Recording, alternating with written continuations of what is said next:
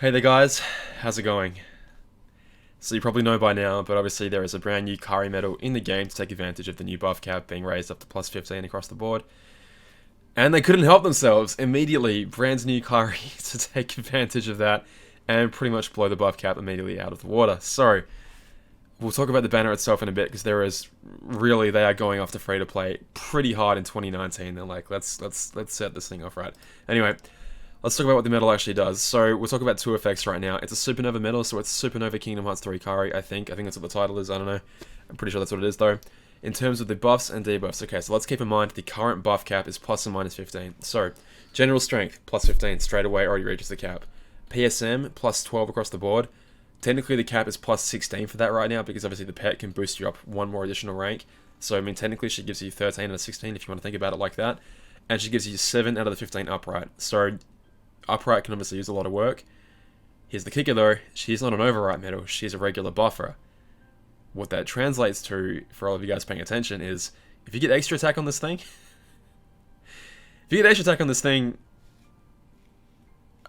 you're fine. You know, your buff cap already reaches the plus 15, minus 15 floor immediately. Except for upright. Upright is only 14 out of 15. Why? Why do they do this? I don't understand them. It's like, okay, if you raise the buff cap again to like plus 30, this thing's still going to meet the criteria. It's still going to be more or less the perfect buff. I don't understand him, man. I really don't understand him, but okay, this is the game we're playing, so here we go. Anyway, to the enemy, basically the inverse of what she just did then. So -7 general defense, sorry, -15 general defense, -7 upright, -12 across the board PSM wise.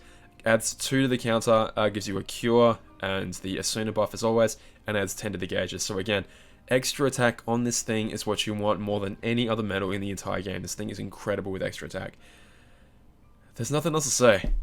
It's Kairi, guys. This is what she does. So, obviously she only gives you the upright buffs. Therefore, there's most likely going to be a reverse one of these coming, and the pattern would say it's going to be Kingdom Hearts 3 Xion. What's the problem there is that we haven't had Xion being revealed yet officially.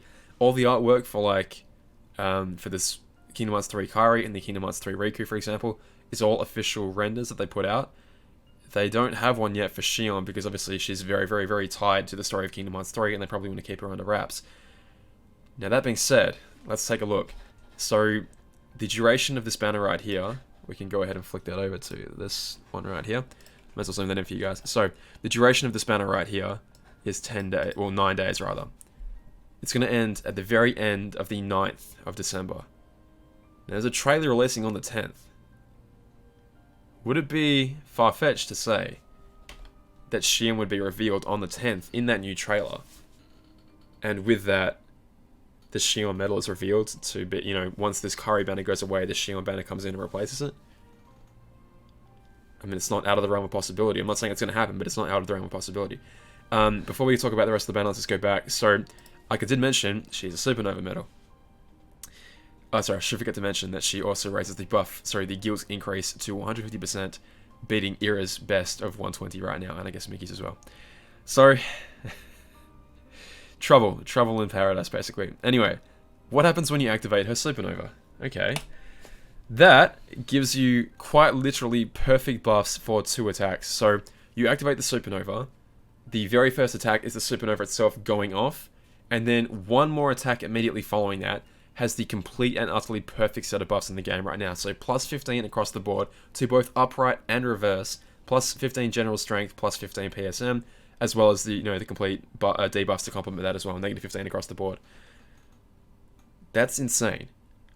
My man Enderfin came on the stream a minute ago and was basically testing out some of the highest damaging medals in the entire game. So he took his Marluxia Plus that is only came out last month. Use this medal on it first. So basically, again, with a 200% guild boost. Again, I just want to stress, you activate the Supernova, the very next medal for only 1 attack, so if it has extra attack, it's not going to affect the second attack.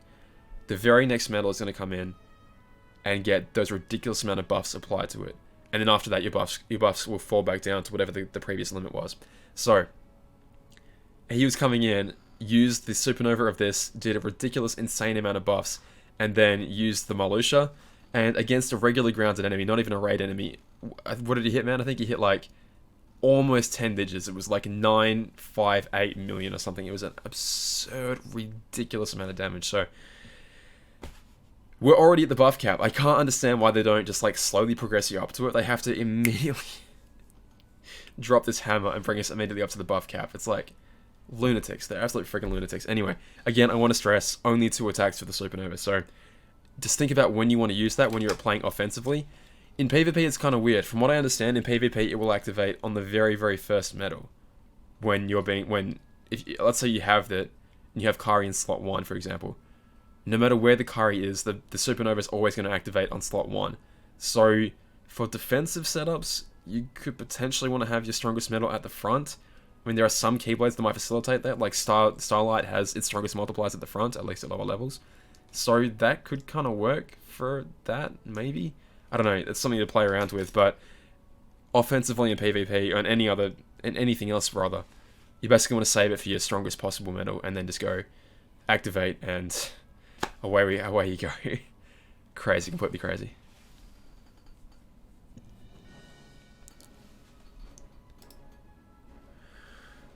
Alright, let's talk about the banner itself, because they're really trying to screw us over pretty good here. So, there are 2 banners being released, at least in the JP version. We'll see what happens in our version, but in the JP version, there is the normal crap pleb banner, which anyone can pull from. It's got a 0.675% chance of Kairi appearing in any of the 9 non-guaranteed slots, and pretty standard banner, no mercy, nothing like that. If you buy VIP, however, you can access the second banner and pull from that one instead with double the rates of Kairi dropping, and a 10 pull mercy. This is the most scummiest thing they've ever done. This is easily the worst thing they've ever done. And I know it's going to succeed, even though I'm pleading with you guys not to let it happen. I know a shitload of people are going to buy VIP for this. And it's going to become the standard because it's going to work. And I talked about it on stream before. I'm keeping track of how many people are playing the game each week. And I'm really thankful I was keeping track the last month. I would love to see the amount of people that come into this banner either choose to buy VIP or don't, either get really, really lucky on their pulls and get her, or don't, and how many people drop off as a result of that. Like, this is so scummy, man. It's really, really, really scummy.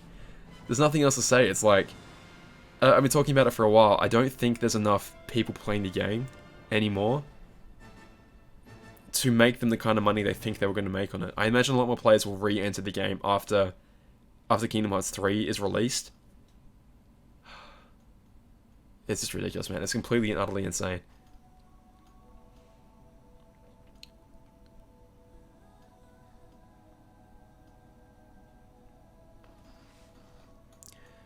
So yeah, just to clarify, from what I understand, you can only pull on this banner once you purchase VIP, but the banner lasts for multiple days, right? And it's going to bleed into the next week. From what I understand, if you've purchased VIP, let's say this week, for example, and then Sunday rolls around into Monday, I think you'll be locked out of the banner. I can't verify that, obviously, because it's not even out in English, and I don't buy VIP anyway, but I think you'll be locked out of the banner once it bleeds into the next week and you're no longer a VIP player, which is... yeah. I don't know what to say, guys. I really don't know what else to say. I really don't like the direction this is heading in. We were talking on stream again about, obviously there's loot box laws are coming in hard and fast, and maybe they see the writing on the wall, and they're trying to build a case of like, well, Kairi has a set purchase price. You could be like, okay, you can purchase VIP, and then Kairi has a set purchase price of 30,000 jewels. It's not gambling, because even though you open up 10 randomized packs to get there, it has a set price. You could justify it as, I want the Kairi, therefore I'm going to spend 30,000 jewels to get it, and I might get it early, whatever. I don't know if that's what they're like, their logic of trying to prepare themselves for it, because obviously it's such, like, legally such a messy grey water trying to figure out the legality, and globally as well, however many law, imagine trying to create legislature that's going to affect, I don't know.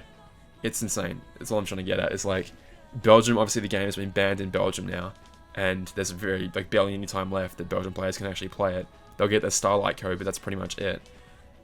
I think they see the writing on the wall, and they're like, how do we not get this game banned anywhere else? I don't know. I could be talking completely out of my element here, but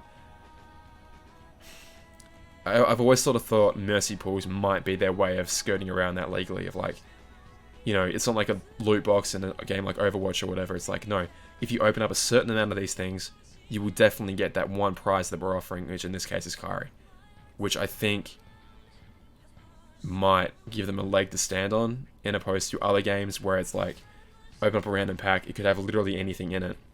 You know, obviously you have like themed loot boxes in Overwatch and other games like that, for example, but you still aren't guaranteed to get the one particular prize that you want, one particular skin that you want, for example. In this, you obviously want the Kairi, and so you're pulling for her, trying to get her in every single pack, but you will definitely get her by the 10th.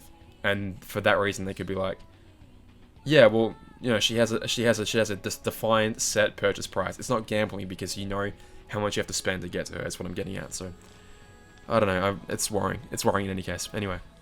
Also, just want to give a really quick shout out to Roboloid, who's been sniffing around in the data of the new update as well, like always. There's found some pretty interesting stuff, so really quickly, let's go over it.